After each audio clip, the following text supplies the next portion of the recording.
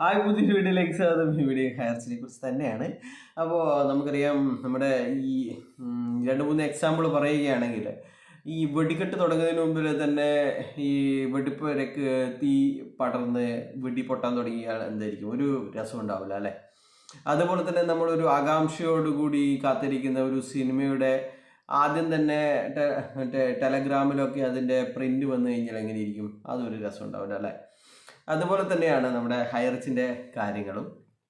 നമ്മളൊക്കെ വളരെ ആകാംക്ഷയോടുകൂടി കാത്തിരിക്കുന്ന, ഒരു സിറ്റിങ്ങിന് 8 ലക്ഷം വാങ്ങുന്ന വക്കീലന്മാർ വന്ന് ഉച്ചക്ക് ഭക്ഷണം പോലും കഴിക്കാതെ 4:30 വരെയൊക്കെ ഘോരം ബാധിച്ച അതിൻ്റെ വിധി അറിയാൻ വേണ്ടി നമ്മളിങ്ങനെ ആകാംക്ഷയോടുകൂടി കാത്തിരിക്കുകയാണ് അല്ലേ? പക്ഷേങ്കിൽ എന്ത് ചെയ്യാം, അതിനു മുന്നേ തന്നെ ഇദ്ദേഹം വളരെ പ്രഗത്ഭനും 2000 മുതൽ തന്നെ ഇത്തരം തട്ടിപ്പുകൾ നടത്തി ശീലമുള്ളവനുമായതുകൊണ്ട് എല്ലാ ദിവസവും ഇദ്ദേഹത്തെക്കുറിച്ചുള്ള കാര്യങ്ങൾ, വിധികൾ വന്നുകൊണ്ടേയിരിക്കുകയാണ് എന്നുള്ളതാണ് വളരെ മോശപ്പെട്ട കാര്യങ്ങൾ. അതുകൊണ്ട് തന്നെ കഴിഞ്ഞ ദിവസം ഇദ്ദേഹത്തിൻ്റെ ജാമ്യ ഹർജിയിൽ ജഡ്ജി വേണ്ടാത്ത ഒരുപാട് കാര്യങ്ങൾ എഴുതി വച്ചിരിക്കുന്നു. ഇദ്ദേഹത്തിനെതിരെയുള്ള തെളിവുകളൊക്കെ അതിശക്തമാണ് എന്നൊക്കെയാണ് എഴുതി വച്ചിരിക്കുന്നത്. അതുകൊണ്ട് തന്നെ പക്ഷേങ്കിൽ എന്നിരുന്നാലും നമ്മുടെ അന്വേഷണം, കുറ്റപത്രം ഇദ്ദേഹത്തിൻ്റെ 1070/2023 എന്ന് പറയുന്ന FIR കുറ്റപത്രം സമർപ്പിക്കപ്പെട്ടിട്ടില്ലാത്തതിനാൽ ഇദ്ദേഹത്തിന് ജാമ്യത്തിന് അർഹതയുണ്ട് എന്നും, എന്താണെന്ന് വെച്ച് കഴിഞ്ഞാൽ കുറ്റപത്രം സമർപ്പിക്കാതെ പിടിച്ച് ജയിലിലിട്ട് കഴിഞ്ഞാൽ ചിലപ്പോൾ കുറ്റപത്രം സമർപ്പിച്ച് ജഡ്ജി വിധിച്ചു കഴിഞ്ഞാലും ഇദ്ദേഹത്തിന് ജയിലിൽ കിടക്കേണ്ടി വരില്ല എന്നുള്ളതാണ്. വളരെ അത് നിയമത്തിൽ അങ്ങനെയാണ്. അതുകൊണ്ട് തന്നെ ഇദ്ദേഹത്തെ ഞാൻ തെളിവുകൾ ശക്തമാണെങ്കിലും ഞാൻ ഇദ്ദേഹത്തെ സ്വാഭാവികമായിട്ടുള്ള ജാമ്യത്തിൽ വിടുന്നു എന്ന് പറഞ്ഞിട്ടുള്ള ഒരു സംഭവം വന്നു. അത് പുറത്ത് വന്നേ പിന്നെ ഒരുപാട് ആൾക്കാരുടെ മനസ്സിലെ വിഗ്രഹങ്ങൾ ഉടഞ്ഞു പോയി എന്നാണ് പറയുന്നത്. ഇത്തരത്തിലുള്ള ആളാണോ നമ്മുടെ പ്രതാപൻ സാർ എന്നാണ് ഒരുപാട് ആൾക്കാർ നെഞ്ഞത്തടിച്ച് കരഞ്ഞുകൊണ്ടിരുന്നത്. അവർക്ക് പിന്നെ പണ്ട് എന്താണ് എന്തോ തട്ടിപ്പുണ്ടല്ലോ, നാനോ എക്സൽ, മറ്റേ പ്രതാപൻ ജയിലിൽ കിടന്ന ഒരു ആദ്യത്തെ കേസ് ഉണ്ടല്ലോ അപ്പം, എന്തോ അതിലൊന്നും ഇവർക്ക് വിശ്വാസം ഉണ്ടായിരുന്നില്ല. പക്ഷേങ്കിൽ ഹൈറിച്ചിൻ്റെ കേസ് പരിഗണിക്കുന്ന ജഡ്ജി തന്നെ ഇങ്ങനെയൊക്കെ പറയുകയാണെങ്കിൽ അദ്ദേഹം എങ്ങനെ ഇദ്ദേഹത്തെ തുറന്നു വിടും, അല്ലെങ്കിൽ എങ്ങനെ നമ്മുടെ കമ്പനി തുറന്നു തരും, പൂളിംഗം എങ്ങനെ വരും എന്നാണ് ഇവർ ചിന്തിച്ചു പോയത്, അറിയാതെ ചിന്തിച്ചു പോയത്. അപ്പോൾ അതുപോട്ടെ. ഇനിയിപ്പോൾ കഴിഞ്ഞ ദിവസങ്ങളിൽ വന്നിരുന്ന വേറൊരു കാര്യം എന്ന് പറയുന്നത് ഈ നമ്മുടെ ഉടമ ചതിച്ചതാണ്. ഷൈജിത് ജോസ് എന്ന് പറയുന്ന മുതലാളി ഹൈറിച്ചിനെ ചതിച്ചു എന്നുള്ളതാണ്. അപ്പോൾ അദ്ദേഹം കഴിഞ്ഞ ഫെബ്രുവരിയിൽ തന്നെ ഈ കമ്പനി തിരിച്ചു വരില്ല, എനിക്ക് കിട്ടൂല, എനിക്ക് വാടക കിട്ടൂല എന്ന് പറഞ്ഞ് കഴിഞ്ഞ ഫെബ്രുവരിയിൽ തന്നെ കേസ് കൊടുത്തതാണ്. അത് ഇദ്ദേഹം അവിടെ പിന്നെ തീരുമാനമാവാത്തത് കൊണ്ട് ഹൈക്കോടതിയിലും പോയി. ഹൈക്കോടതി എന്ന് പറഞ്ഞു 30 ദിവസത്തിനടുക്ക് ഇത് തുറന്നു കൊടുക്കണം എന്ന് പറഞ്ഞു. അദ്ദേഹം ആ ഒരു വിധിയുമായിട്ട് പിന്നെയും സെഷൻ കോടതിയിൽ പോയി. സെഷൻ കോടതിയെ അവിടെയുള്ള സാധനങ്ങളൊക്കെ ലേലം ചെയ്തിട്ട് ഓൻ്റെ ഷോപ്പ് കൊടുത്തേക്കൂ എന്ന് പറഞ്ഞു.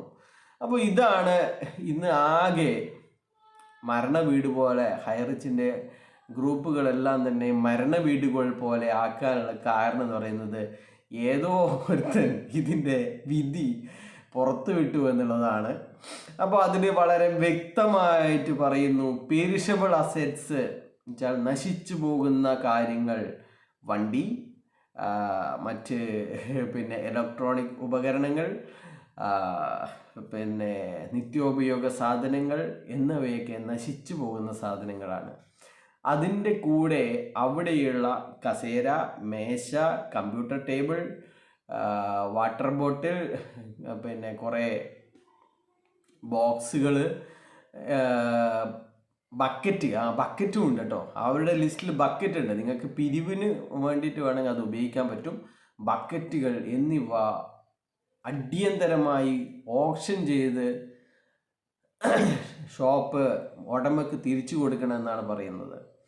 അപ്പോൾ എന്തിനാണ് ഈ പെരിഷബിൾ അസറ്റ്സ് എന്ന് പറഞ്ഞു കഴിഞ്ഞാൽ മറ്റ് ലേല നടപടികൾ അല്ലെങ്കിൽ നിയമ പോരാട്ടം നീണ്ടുപോവുകയാണെങ്കിൽ ഈ പെരിഷബിൾ അസറ്റ്സ് ആണ് ആദ്യം നിക്ഷേപകർക്ക് ആശ്വാസം കൊടുക്കാൻ വേണ്ടിയിട്ടുള്ള നിയമത്തിലെ ഒരു പ്രൊവിഷനാണ് പെരിഷബിൾ അസറ്റ്സ് ലേലം എന്ന് പറയുന്നത്.